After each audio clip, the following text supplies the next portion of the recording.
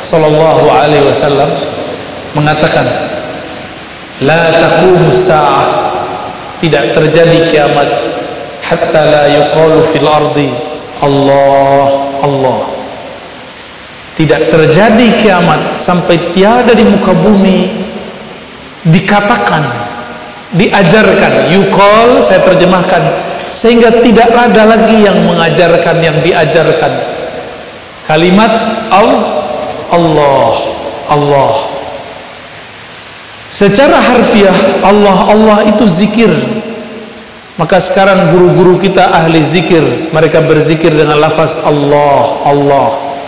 Secara makna lafaz Allah Allah berarti kebesaran Allah, syiar-syiar Allah. Kita ambil dua maknanya. Satu zikir Allah Allah, yang kedua syiar. Maka nanti di akhir zaman, selama masih ada orang membaca Allah Allah dengan lisan ataupun kolbunya, kiamat akan Allah undur.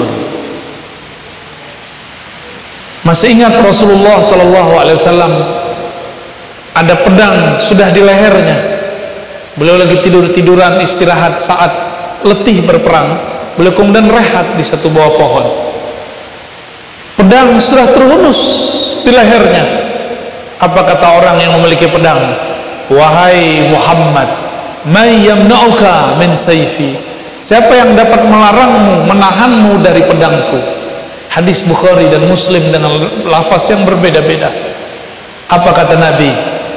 Nabi membacanya dengan kalbunya, diterjemahkan dengan lisannya Allah. Bergetarlah orang ini, dia terkejut. Lalu dia kemudian melawan lagi dan mengatakan, siapa yang bisa menahan? Allah, sampai 3 kali dia kemudian terjatuh. Di saat itu dia bangkit dan dia bersyahadat kepada Rasulullah sallallahu alaihi wasallam.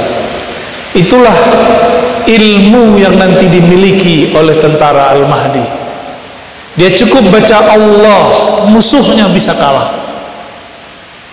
Maka jangan buang-buang energi sekarang membentak sesama muslim dengan takbir, tapi gunakan takbir itu nanti untuk melawan musuh Allah. Karena ini mau dekat 2023, 2024, tahun politik, benar nggak? Mungkin bisa jadi lebih parah atau mungkin lebih adem, kita nggak tahu.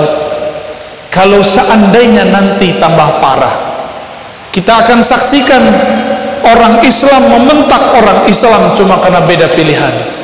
Bentakannya bukan dengan kau, tapi bentakannya menyebutkan nama Allahu Akbar. Kalau itu terjadi nanti, maka siap-siap saja nama agung ini menjadi nggak sakral lagi, tapi kesakralan ini dijaga di kolbu ahli-ahlinya, yang mereka kalau sebut nama Allah bergetar kulitnya, bergetar kolbunya, berdiri bola bulu romanya, semuanya. Sahabat-sahabat yang melakukan Allah, teman-teman jamaah yang hadir, pesan saya cuma satu: cari ilmu zikir, membaca nama Allah di kolbu. Insya Allah nanti dapat selamat di akhirat, dapat selamat di dunia, selamat di akhirat. Di akhirat nanti amal kita mungkin tidak diterima, tapi kalau kolbu sudah pernah membaca nama Allah dengan teknik yang benar, wajilat qulubuhum, bergetar kolbunya, itu getaran akan di-save, disimpan di dalam kolbu. Ketika amal kita tidak ada satupun diterima, Allah akan menimbang isi kolbu yang dulu pernah bergetar, ditimbanglah dengan semua dosa, maka nama itu lebih berat dari semua dosa. Hasbi, hasbi Allah, cukuplah Allah, itulah zikir orang itu. Seandainya pun Dajjal memang mengalahkan kita, di kolbu ada nama Allah, kita tidak akan merubah akidah. Bayangkan sekarang kita sudah nggak minum pakai air sumur, air mata air, kita minum pakai air galon, bener gak? Nanti akan ada masa air galon tidak ada satupun, PDAM nggak mengalir, orang bisa berebut cuma karena satu gelas ini. bisa bunuh-bunuhan, karena mereka menganggap kehidupan ada pada air. Padahal yang maha menghidupkan adalah pencipta air, itu Allah subhanahu wa ta'ala. Kenapa Nabi Muhammad 13 tahun di Mekah tidak menunjukkan kesaktian-kesaktiannya, mukjizat-mukjizatnya? Karena Nabi Muhammad mengajarkan tauhid. Yang penting sahabat itu kuat dulu akidahnya. Seandainya Nabi langsung menunjukkan mukjizat-mukjizat, karamah-karamah, maka para sahabat akan menyembah Nabi Muhammad seperti sahabat-sahabat Isa sebagian menyembah Nabi Isa, karena belum menunjukkan kesaktian sebelum umur 30. Dari lahir sudah sakti. Nabi Muhammad menghindarkan itu semua. Sampai umur 40 baru beliau buka-bukaan, baru ditunjukkan. Itu pun belum ditunjukkan mukjizat. Setelah 53 tahun pindah ke Madinah, baru bertahap keluar mukjizat-mukjizatnya. Setelah akidah umat kuat, baru Rasulullah menampilkan mukjizatnya. Air tidak ada, sahabat tidak satupun menyembah air, tidak satupun bunuh-bunuhan karena air. Maka Rasulullah kemudian mengeluarkan air dari tangannya. Supaya apa? Supaya mereka tidak menyembah Rasulullah kalau air sudah keluar dari tangannya. Nanti Dajjal akan menahan hujan 3 tahun lamanya lebih. Di saat itu semua orang kehausan, lalu dia bawa hujan, dia bawa air. Akan banyak nanti umat manusia menyembah Dajjal cuma karena air, cuma karena makan. Maka sekarang didik anak kita puasa Senin Kemis. Gak bisa puasa Senin, gak bisa didik anak kita bahwa kenyang bukan dari nasi, segar bukan dari air, tapi dari Allah pencipta nasi, pencipta air. Seandainya nasi tiada, air pun habis dengan air. Siap mengajarin anak begitu ya? Adik-adik ini jangan sampai kalian nanti nyembah air atau nyembah orang yang bawa air. Apakah Rasulullah selalu atraksi menunjukkan kesaktian? Tidak.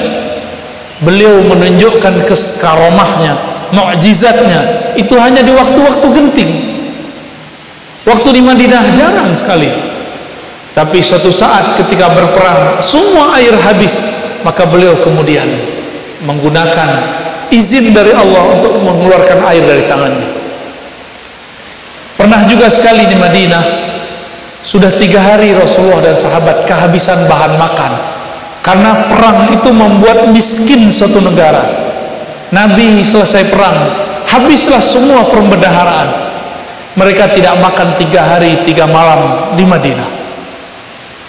Lalu ada seorang sahabat menyimpan gandum, menyimpan kurma, dan mempunyai beberapa potongan daging, tapi hanya cukup untuk 3 atau 5 orang.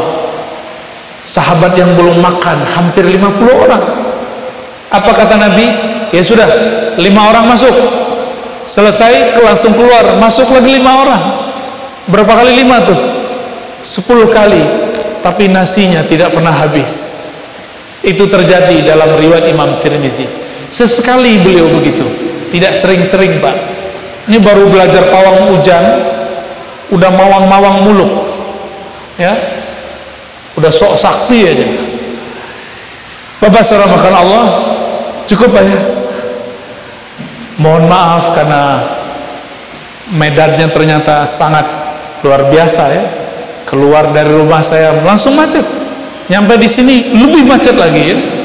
Saya kira cuma Depok aja yang macet Pak, ternyata di sini macet. Saya bersyukur macet, berarti corona sudah bisa ditangani. Alhamdulillah. Tak tahu nanti gimana lagi ya. Yang penting sekarang alhamdulillah dulu Pak. Jadi jangan sebel kalau ada macet, berarti kehidupan kita sudah mulai normal. Jadi saya tadi bertasbih aja, alhamdulillah, alhamdulillah, alhamdulillah. Kita mikir beda, orang berdua ini udah cemas aja ya. Lu udah cemas ya. Tapi nyetirnya tetap tenang, alhamdulillah. Cuma udah kelusuk-kelusuk, maunya mobilnya ada sayapnya. Sabar Pak, nanti di sorga mobil kita bersayap. Baik, lebih kurang itu yang dapat saya sampaikan. tentang ikhwan yang Nabi sebut mengenai akhir zaman. Ini sangat penting sekali supaya kita ngaji akhir zaman tidak cocok logi. Ngaji akhir zaman harus dengan hadis yang sahih, pemahaman yang tepat. Semoga Allah jadikan kita, keturunan kita sebagai pejuang-pejuang di akhir zaman yang memperjuangkan akidah yang sahih, akidah Nabi Muhammad sallallahu alaihi wasallam. Mohon maaf, habis ini saya harus ngisi lagi ya, harus jalan lagi. Mungkin kita tidak perlu salam-salaman, cukup dengan qalbu. Assalamualaikum warahmatullahi wabarakatuh.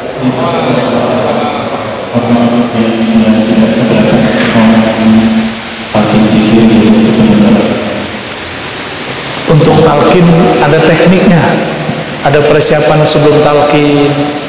Kalau mau talqin dengan saya, zikir dulu 40 hari ya hayyu ya qayyum, supaya kolbunya siap ditalqin.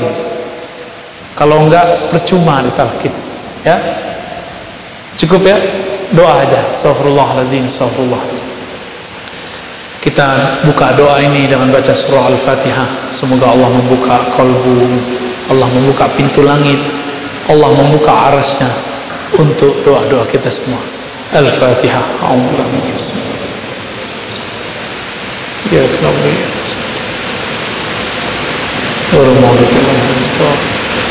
Allahumma ya Rahman Rahim, salli ala Sayyidina Muhammad.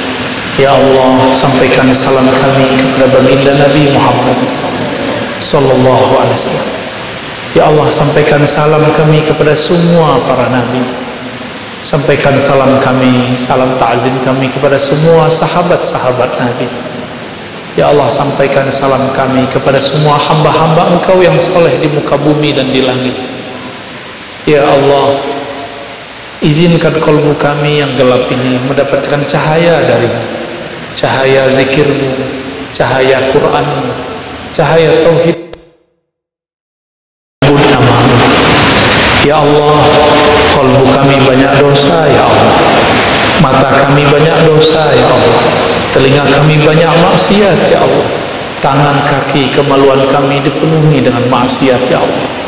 Tapi seberapa banyak pun maksiat kami, ampunan Engkau lebih luas daripada langit dan bumi. Maka ya Allah, dengan kebesaran dan keluasan rahmat maghfirah-Mu ya Allah, maka hanyutkanlah semua dosa kami malam ini. Hilangkanlah noda-noda hitam apapun yang ada di kalbu kami malam ini. Hilangkan tanda-tanda kegelapan di wajah kami malam ini.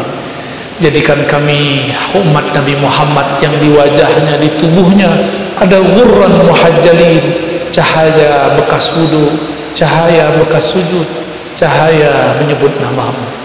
Ya Allah, meskipun kami tidak pantas menjadi ikhwan saudara Rasulullah, tapi dengan rahmat-Mu jadikan kami umat yang pantas membersamai para ikhwan Rasulullah sallallahu alaihi wasallam. Ya Allah, kekecauan di akhir zaman sudah bertambah, kepercayaan kepada pemimpin sudah mulai menyusut, qudwah dari para ulama mulai pun krisis. Tapi ya Allah, Engkau maha kaya, Engkau maha hebat. Tetapkan, jadikan ya Allah di kalbu kami rasa yakin, hakul yakin yang kuat. Allahumma ya Allah, meskipun nanti Dajjal membawa semua kesaktiannya, semua ujian-ujiannya, tolong tetapkan kami ya Allah di barisan ikhwan-Mu, barisan Al-Imam Al-Mahdi. Allahumma Rabbana atina fid dunya hasanah wa fil akhirati hasanah wa qina adzabannar. Wa sallallahu ala sayyidil wujud sayyidil qaunaini sayyidina Ahmad sayyidina Muhammad wa ala alihi wal mahdi khalifati wa sallim walhamdulillahi rabbil alamin. Assalamualaikum warahmatullahi wabarakatuh.